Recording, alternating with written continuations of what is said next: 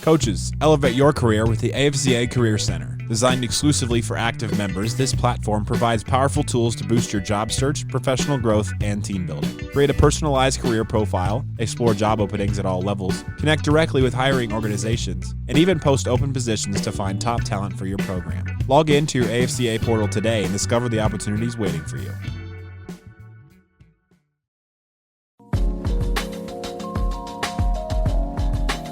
Welcome to this week's episode of Inside the Headset presented by CoachComm. This week, we are featuring UNLV Head Coach Barry Odom's General Session Talk from the 2024 AFCA Convention. In this talk, Coach Odom discusses his coaching journey, how he approaches building a program, and his recruiting philosophy. But first, a word from CoachComm. Deuce left, check with me. If they're in quarters match, we're going to Pittsburgh or Ohio. They're in zero. Let's go Hippo, Seattle, wide choice. If we call the protection right, it's 6. When a play call is the difference between winning and losing, your headset choice could be your most important decision. When the call counts, CoachComm is the only choice for clear, dependable communication. Visit CoachComm.com for more info. We got it, guys. Good job. Now, let's get inside the headset with Coach Odom.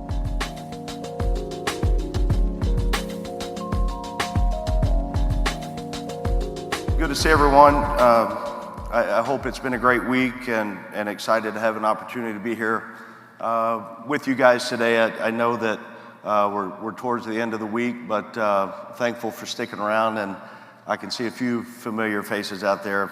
It's the first meeting that Julio's been to, so thanks for joining in. But I am thankful and honored to be here today in front of this group. And I look at really over the years, I've had a chance to be around a lot of really good people, and I've been fortunate with that. And this year is no different for me with that. As I look at, a thank you to Todd Berry and the AFCA, and then also as we pass the torch to Craig Bowl. And I'll go back for a long time with both of those guys over the last 20 years, and a couple of different stories. And one with Coach Bowl, I took the University of Missouri to Laramie, Wyoming to open up the 2018 season. We were preseason ranked, 2019 season, and went to Laramie, and Coach Bowl beat us in the opening game of the season. He kicked our tail, really. And about a week later, I get a package in the mail, and it's from Laramie, and I open it up, and he sent me a pair of Spurs and said, I hope you enjoyed your trip to Laramie. And I think there was a hidden message in there somewhere, but he will do tremendous for our organization, and honored that I've had a chance to know both of those guys for a number of years. If I could get really the organizational structure, what I'm looking at with the group that we've got, it obviously starts with the people that I've talked about on the field. For us, we've got Brennan Marion, who's our offensive coordinator, did a great job. I've known Brennan for a number of times and actually met him years and years ago at the AFCA, and we've always kept in touch, and then had a chance when I got the job at UNLV to put together a staff, and had a chance to visit with him, and knew that he would be the right fit for us and what we did this year on offense. I joke a little bit, if anybody will listen, any plays that I call on offense are only the touchdowns. That's the only ones I call. Other than that, I stay out of the way. But we led the country in rushing touchdowns, and that happens because a number of things. We've got really good coaches, we've got good players, and then every week, schematically, they find a way to put our kids in position to be successful, and they distribute the ball. They get guys in position to go play fast and play well, and Brennan's done a heck of a job with that with the offensive staff. And then on the defensive side, our defensive coordinator is Mike Shear. I had the chance when I was at the University of Missouri to coach Mike. He was a linebacker, did a great job. He was a coach at that point, at an early age on the field, and has done a great job every year that he's been a coach. His linebackers have averaged over 100 tackles in a season. They've been all conference, and every year he's had a draft pick. So it's about coaching, it's about players, and it's about relationships. And I'm so thankful that those guys coordinate our offense and our defense. And then our special teams coordinator is a guy named James Shebus. James and I worked together at Memphis for 3 seasons, so I had some familiar background with him, but that was our X factor. Our special teams play in a lot of ways. We had over 1,000 yards in return yards. We had a lot of hidden yards in that area, and he takes those things personal, and we spend a lot of time on it, but I think we've got 3 of the best coordinators in all of college football. On the offensive side, it starts with our offensive line coach, Vance Weiss, doing a great job on developing and molding those guys. Dell Alexander, a veteran guy at the wide receivers coaching position, has done an outstanding job for us. He had a 1,400-yard receiver in Ricky White, and he kept getting those guys better and better and better. And then Cornell Ford has been in the business. We've coached together for over 20 years, and he's coached a lot of different positions. And, you know, there's a lot of things in this world that we look at. If you can get trust and you can get loyalty, and you can get a guy that is a great mentor and leader, you're going to have success on the field, and Cornell's done that. And then Nate Longshore was one of the previous staff at UNLV before we got the job, and he stayed over on our staff and has done a great job coaching the tight ends. Is really good for our program in a lot of ways. On the defensive side, along with Coach Shear, we've got Ricky Logo, and you know, I would bet if I could get a raise of hands in the room, everybody that either knows or has met Ricky Logo, I bet it's 100% as I walk around and watch him interact with the people of the coaching community this week. He's done a great job with their defensive line and a tremendous teacher. And then Akeem Davis coaches our secondary. I had a chance to coach Akeem, so I've seen him grow up in the profession as well. He's done a great job. Off the field, I think, is as important as what we do on the field. We have a former player at UNLV that's been a coach for a long time. We hired Hunky Cooper, and he has really developed into what makes our program go, liaison with former players, and this does a number of things. So thankful for him. Jeff Fish, and I'll get on a little bit as we get into our structure of the week on what this looks like, but maybe more of an impressive staff than anything I'll say. We've got 110 kids on our roster going into the last week of the season, the regular season. We had 108 of 110 practicing, and a lot of that has to do with what Jeff did in the development of our team, not only flexibility, strength and conditioning, speed training, quickness. He's done a heck of a job with our program on fast-forwarding the production of what we get on the field. Austin Van Pook's our Director of Operations, and I think Austin's probably got the hardest job in the building, one of them, because I was a Director of Football Operations years ago, so I kind of have an idea on what I want it to look like, and he's done a great job, and he's been with us for a very short time. We hired him in August, and he had to hit the ground running, and he's done a great job. Brad Odom runs our personnel department and recruiting. You know, I figured out a long time ago that I'm a heck of a lot better coach with good players, and I was listening to Coach Braum speak in the back on the vertical passing game, and I should have brought up and shown a bunch of clips when I was the head coach at Missouri and had Drew Lock as our quarterback. We were pretty good vertical passing game because we had a really good quarterback. But we figured out in recruiting that we're going to be a high school recruiting program, and that doesn't mean we're not going to take portals. That doesn't mean we're going to not take transfers. But in the last 2 classes, we signed 23 high school kids. In the last class, we signed 25 our first year. That's going to be the foundation of our program, and I feel like that we can develop and get those guys in position to play winning football. And Brad does a really good job overseeing that area. And then Ethan Baxter does a number of things. He's an assistant, to the head coach and helps in recruiting, helps in operations. If there's any errors on this PowerPoint, Ethan put it together, so we'll point the blame at him. If I look at this coaching career, and I think it's all about wherever you are, wherever your feet are, be there. And the things that I look at that, I was a high school coach. I played at the University of Missouri. I was a linebacker there. Larry Smith was my head coach, but before that, I had 2 great high school coaches, Jerry Gamble, Larry McBroom, guys that influenced me at a really early age. I knew I wanted to get into coaching. And, when I finished up, I had a really short stint in the NFL, which was no stint. So I finished up playing the football season of '99. I went right into coaching. I was back at Ada High School in Oklahoma as assistant coach there. And really, Larry McBroom was the head coach at that time, the guy that I played for. And I knew I saw how he transformed and put kids in position and brought a community together, brought a team together, and I wanted to go work for him. So I did for one season, and then I turned that into the head football coach at Rockbridge High School in Columbia, Missouri, and we had about 4 or 5 really good players, and had a chance to make a run in the playoffs the second year, got beat in the semifinals. But I wanted to get into college coaching, but I was a head high school coach there, and I didn't know how to really make the next step. But we had 4 good players. University of Missouri was recruiting them at the time, and the head coach there was Gary Pinkel. And he ended up, had a GA's job open up. And he asked me during the recruiting process, he said, "You want to get into college coaching?" I said, "Yeah, I do." And he said, "Come interview for this GA's job." Little did I know, I think he ended up really hiring me because he wanted the players, right? He didn't really care about me being the GA, but it was all about having the opportunities and creating, once you got your foot in the door, on making that what it was. And for me, I started as a graduate assistant, and then Coach Pinkel was more influential in my career than anyone, and there's going to be a number of things that I throw up on the slide that are a direct reflection of him as we get going in the presentation. But he kept me as a GA, and then he moved me into a role of the director of recruiting. And at that point, as we all know, recruiting wasn't a team of people. At that time, it was a group of one person. It was me.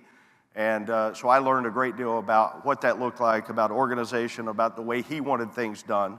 And then from there, he wanted to keep me in the organization, and I stayed, and he, every year there was opportunities to maybe leave, and he said, "If you'll just stay with me, I'm going to put you on the field coaching when the opportunity presents itself."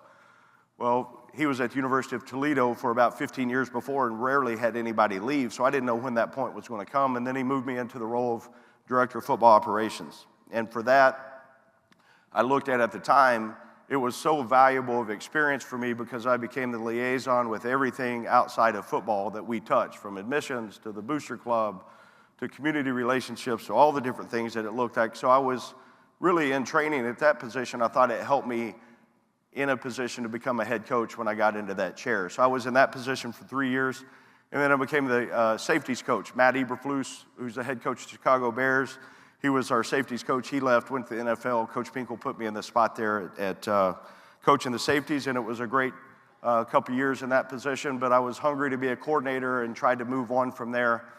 And I was hired at the University of Memphis as the defensive coordinator there. Justin Fuente just got the job, and he called, asked me to interview, and I went and interviewed.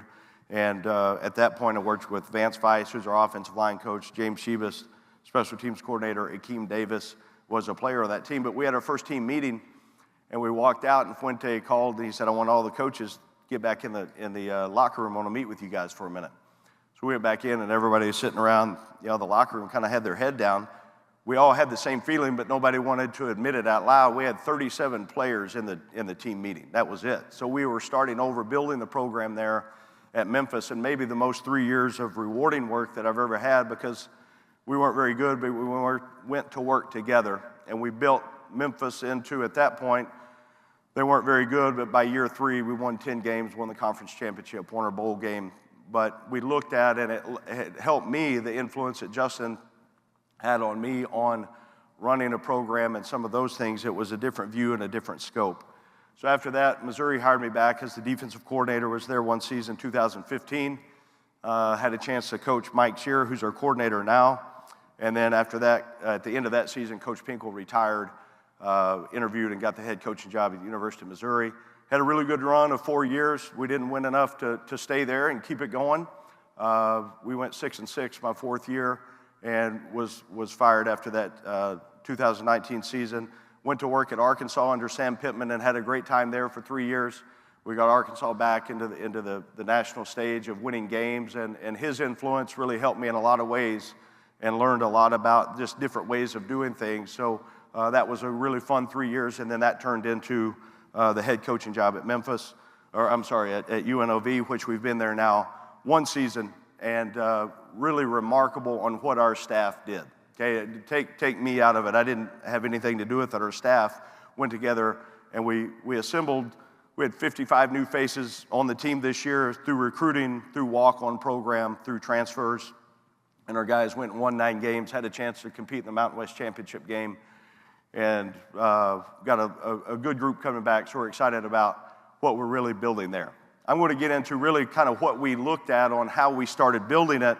And it wasn't something that we talked about every single day about the Rebel Way, but it was something that really I've hung my hat on developing what we wanted to be about. And for us to be our best, I think we absolutely got to work together. Okay, it takes all of us to get that done. We got to be committed to being a great teammate, and then our accountability level to ourselves and our teammates are going to make the difference in our level of success. Our identity is going to be on display.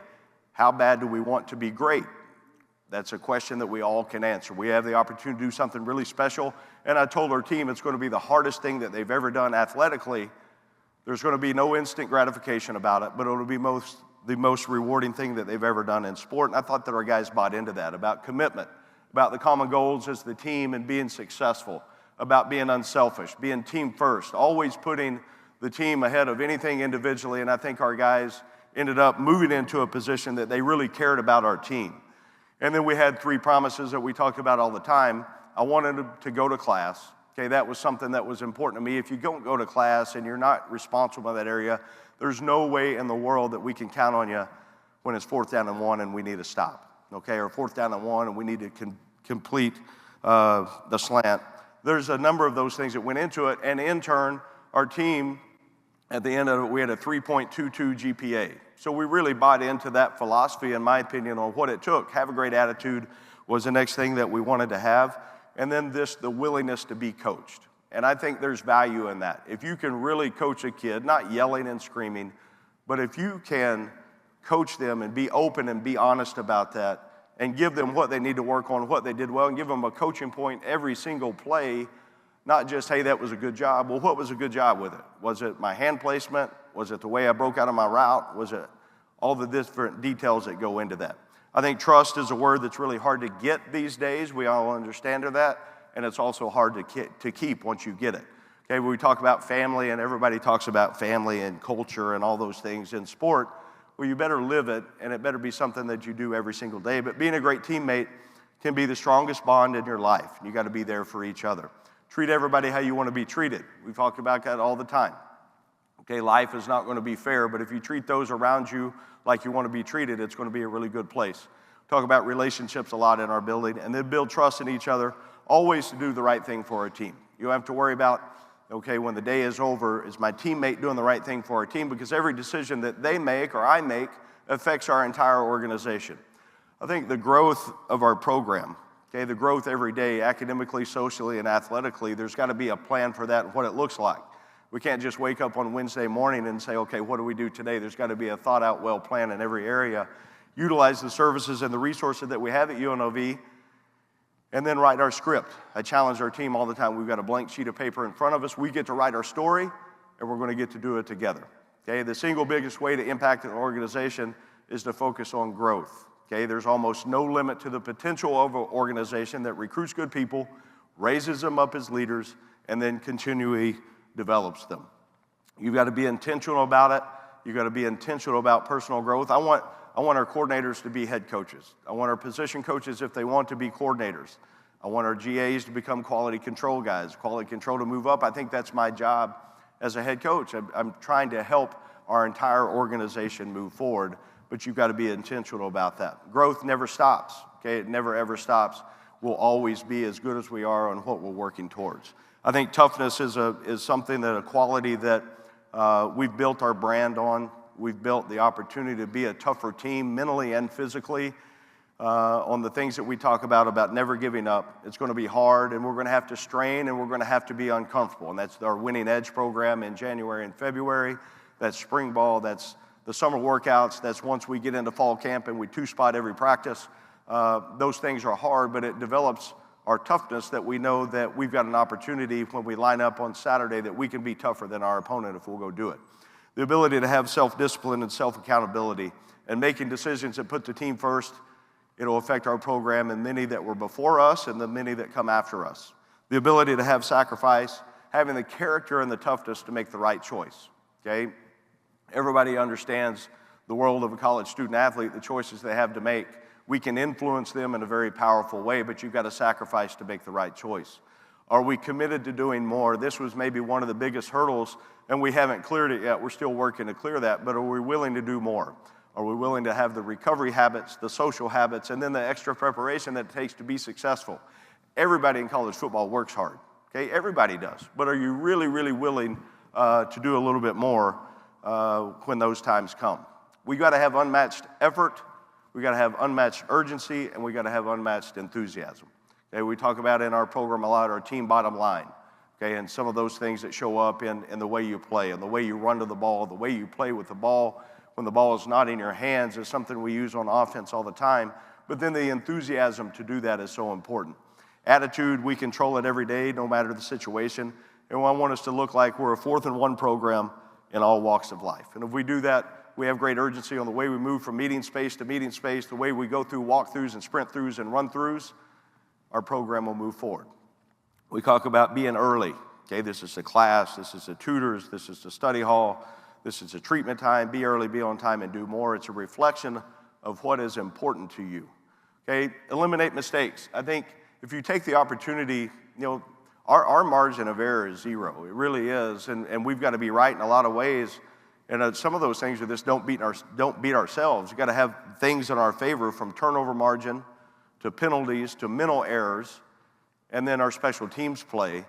I had done a study a number of years ago, and I'm sure somebody on the crowd's going to correct me on the analytics side, but over the last 20 years or so, if you create 25 takeaways on defense, okay, it doesn't matter, take offense out of it, take whatever. If you create 25, really the average of wins is 8+, okay? And that sounds crazy because we're always talking about turnover margin, and that's as or more important, but on defense, our goal is always to get 25.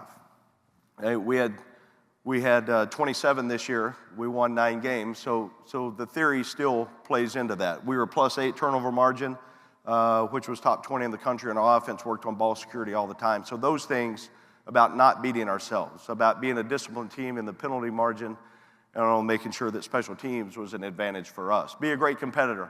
Okay, we're going to try to set up things starting back. We start school next Tuesday, and everything that we do in the weight room, okay, everything there's going to be competitive spirit, there's going to be battles, there's going to be things where there's a winner and a loser every day. Because you can't ever accept losing. Once you accept it once, we talk about it's going to be easy to do the rest of your life, and we're trying to create a culture that does not allow that. We talk about being hard, being smart, and being tough. That was our tagline at Memphis, and it holds true to everything that we're trying to do there at UNLV, and you got to do it for longer than your opponent. We talked about being a winner and a loser, and then the expectation to win. We got to expect more and give more. Okay, everybody wants to win. It's easy. Raise your hand, you want to win, no doubt. But are you willing to do the things that it takes to do that? I don't want our guys, I want them to be very, very confident. I don't want arrogance, but I want confidence. Put no self-limitations on yourself and on your team. And if you prepare the right way in our system and in our program and our schematics, then you'll develop really true self-confidence. And you can go out and you can play free with that. Prepare, believe, and train to win. The consistency of what it looks like. Okay, it's really, really hard. Okay, you guys understand that. It's easy to do for the first week. It's easy to be enthusiastic on the first practice, but your details and your habits, you got to be your best every single day. And our coaching staff and I have talked about it a number of times. We're not allowed to have a bad day. We can't do it. Our team, there's too many people counting on our organization to have a bad day. So our details and our habits, and then the consistent of that, I want our coaches to just be who they are. We can't have one day that we're out yelling and screaming and then one day not say a word. Just be consistent and be a great teacher. Okay, the leadership part of it is so important. We understand that. Everybody sets an example. Be willing to change what's not right. And if you allow that as a coach or an assistant or a GA or one of the players, then you're part of the problem. You can't, as soon as you give in to that, in my opinion, then you become part of the issue. But establish the culture that will only allow success. I think we're all responsible for that. Everybody is responsible for our performance. Everybody is responsible to do your job.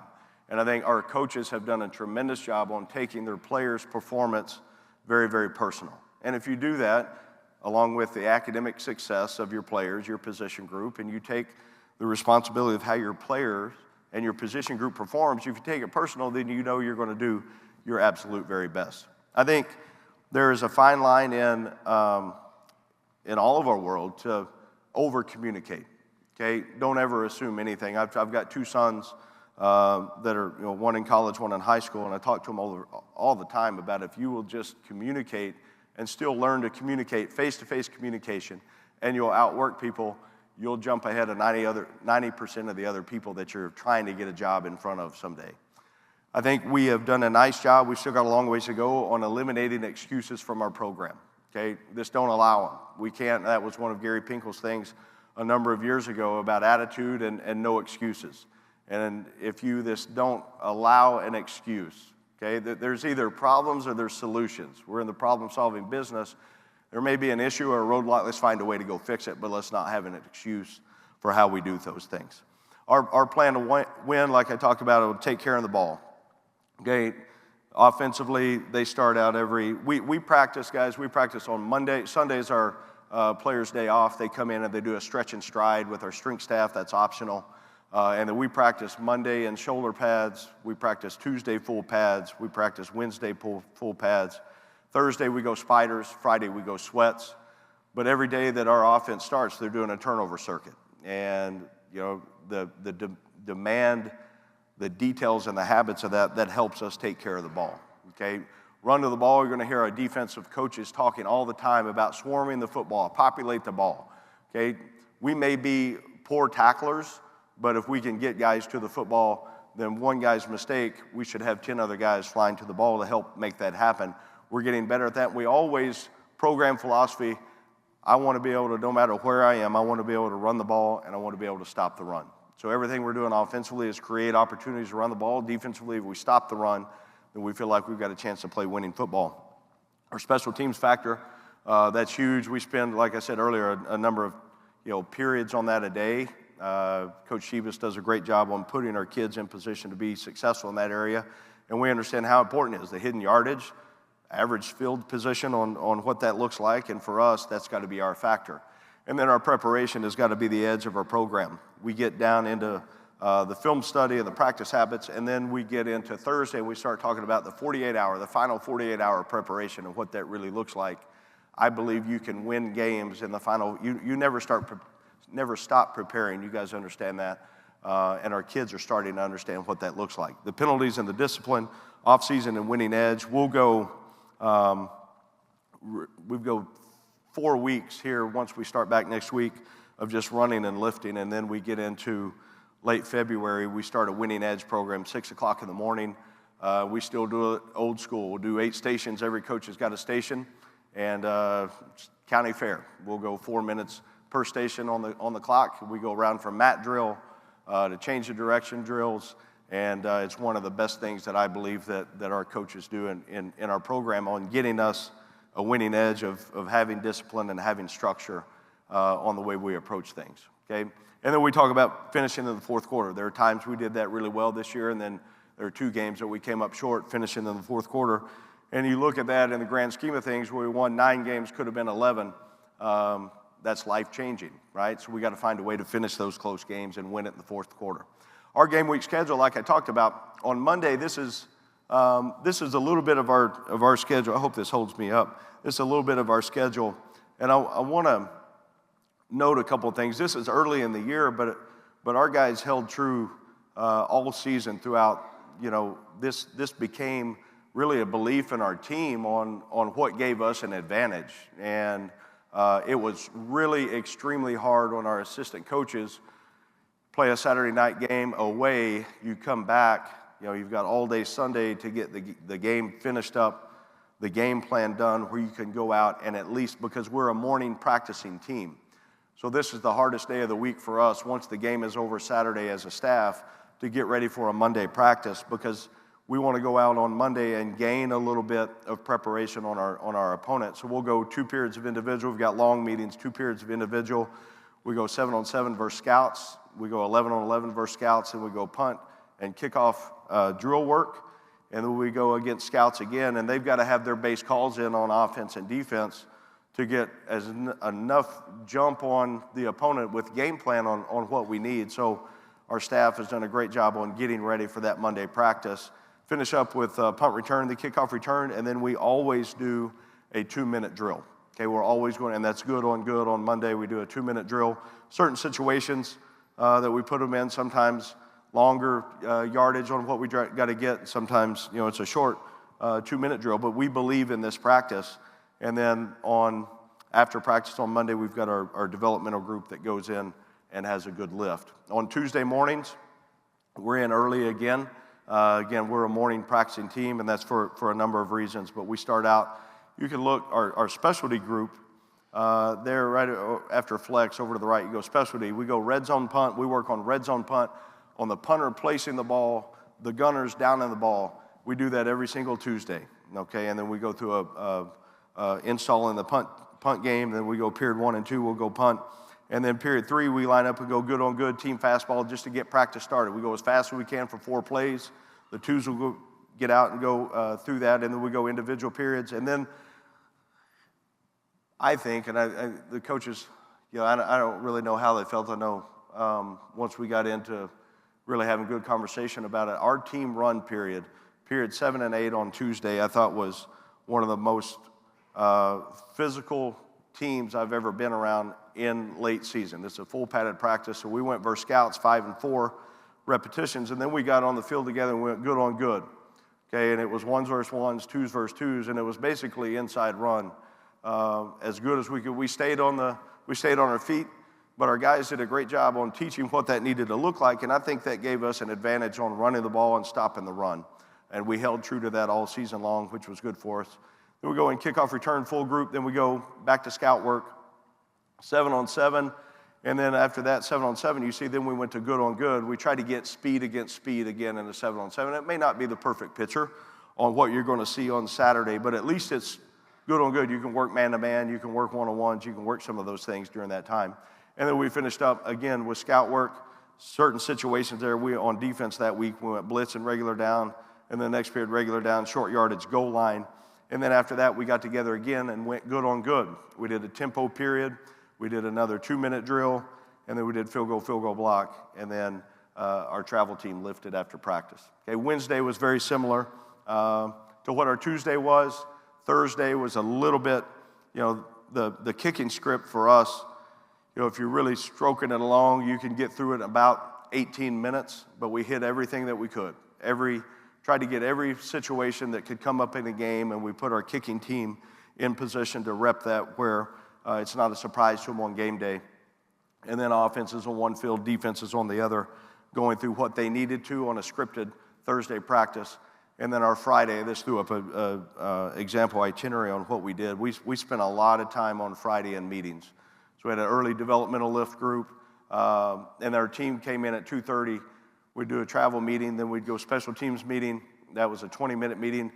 We believe, and I believe we've got on that meeting, every single person, whether it's a starting quarterback or the 5th team right guard, they're all in the special teams meeting because I want them to understand the importance of what special teams plays in us to have a chance to win the game. So all in there, and then we go unit position meeting for an hour, and we use every minute of that hour trying to continue to game plan and get an advantage for our kids. We'll go walk through offense on one field, defense on the other, and then we do a subscript. And it's fast. It's offense versus defense. We're in sweats, but we try to go as fast as we can through situational ball. And normally, if we're hitting it the right way during that subscript, we'll get through it in about 15 minutes. But we also do substitution call-outs during that time and kicking and all the things that go into it. In a 2-minute drill, you got 9 seconds on the clock. The clock's rolling, you're at the 8-yard line, no timeouts. We put them in different situations of how to react and play the game before we play the game. Then we go to the hotel, we get there, dinner, and we've got a chapel service. We do another special teams meeting where everybody's in there, and then a 30-minute unit position meeting, and call it a day. I want to go through something really quick, and I know, recruiting, everybody looks at it differently. Okay, these are things that we look at in high school recruiting and portal recruiting, transfer recruiting, whatever it is. But these are things, we're all in a position that we're going to make mistakes recruiting. I've made plenty of them. But there's a few things I don't want to talk about. We try to hit on tough questions. That if there's some red flags, that's okay that there's red flags, but we at least know where they're coming from. So for us, we've got always asking, does he have the ability and desire to be a great college player of the Mountain West Conference? Okay, or does he like recruiting more than he likes preparation? Does he like the photo shoot more than he does team run on Tuesday? We got to try to figure those things out. These are questions that we ask either the high school coach or junior college coach? Is he liked and respected by his teammates and coaches? I think that's important. We've got a scale. 1 is not very good, 10 is the best you can be. Okay, we talk about toughness. And I want to know how tough is the kid according to the coach? Because I think if you really research and you find out, there may be some things that come up about okay, he's really good in 7-on-7, but you get down into live situations and maybe not as enough, you find out about what the kid's got about himself. Okay, is he a leader? Okay, does he lead by physical actions? Does he lead by talking? What kind of leader is he? And then we go to work on, okay, is a leader in this way but not in this way? We try to get the complete leader. And the more we know about what we're getting, the better we feel like we can develop and continue to move to play winning football. This was a huge one. Is he a great competitor? Okay, does he like to win? Is he willing to do those things? And then rank him from 1 to 10. Is he a competitor? Does he do what he's supposed to do when he's supposed to do it? Is he accountable? Okay, rate his character. Okay, we want to know about everything that we can find out. Good citizen, never been in trouble, arrested. That doesn't mean we're not going to take a kid. We just want to know about it. We don't really like surprises. Okay, work ethic, how do they practice? Okay, are they really into it? Or what do they look like on Tuesday afternoon in practice? Okay, attitude, coachability, and reaction to criticism. Can they take tough coaching? And I'm not saying demeaning. You can be demanding without being demeaning. So we're trying to find out how they learn best. That's one thing that we're always asking. Concentration and ability to learn football. Okay, that helps us out. Does he love to play the game? And then we always go through do they have any medical problems, concussions, back, knee, shoulder, just to have information on that. Okay, so this is a little bit about our program. Okay, and I know that's just scratching the surface really on who we are and what we've been able to accomplish, what we're going to accomplish. Would love to spend any time with you guys as we can. I know anybody wants to come to Vegas, right? Everybody wants to come to Vegas. Write it off as you're going to see us, okay? Spend 3 days, spend a couple hours with us. It'll make us better. Hopefully it'll make you better. You're always welcome to our place. We sure appreciate everything you do for the game. Keep it up. Thanks so much. CoachComm has been delivering tough headsets for tough teams for more than 31 years. It's why 97% of FBS teams and thousands of high schools across the country rely on CoachComm. Get the best for your team. Visit CoachComm.com for more info. Thanks for listening to this week's episode of Inside the Headset, presented by CoachComm. If you'd like to learn more about this week's episode, head over to AFCA.com. There, you can access every episode and find corresponding show notes. Remember, you can catch every episode of Inside the Headset presented by CoachComm on wherever you get your podcasts, including Spotify, Apple, and YouTube. While you're there, we'd love for you to take a moment to rate, review, and subscribe to the podcast. Your feedback helps us improve and grow. Keep up with the latest news by following us on social media. Connect with us at Inside the Headset, and remember to tag us when you share your favorite episodes. For more updates on all things AFCA, be sure to follow the @WeAreAFCA social media accounts. If you're not a part of the AFCA community yet, visit AFCA.com to join thousands of NFL, college, and high school coaches nationwide and across the globe. Elevate your coaching game with an AFCA membership. You'll gain exclusive access to the annual AFCA Convention, magazine, digital library, and AFCA Insider email. Stay up to date with the latest stories and news on the AFCA website.